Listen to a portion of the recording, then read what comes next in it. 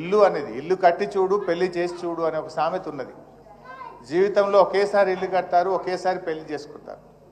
ఎంత ఉన్నవాడికైనా కలిగిన వాడికైనా ఇల్లు కడితే అప్పులు అవుతాయి, పెళ్లి చేస్తే అప్పులు అవుతాయి.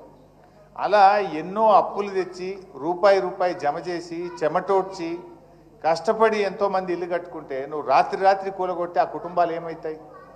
పాపం ఇందాక ఒక సోదరిమణి అనితాబాయి మిలిటరీ అంటే మనకు తెలుసు. పాపం వాళ్ళు ఎక్కడో దేశ సరిహద్దుల్లో పనిచేసి వాళ్ళకు వచ్చే జీతం తప్ప ఒక రూపాయి రాదు.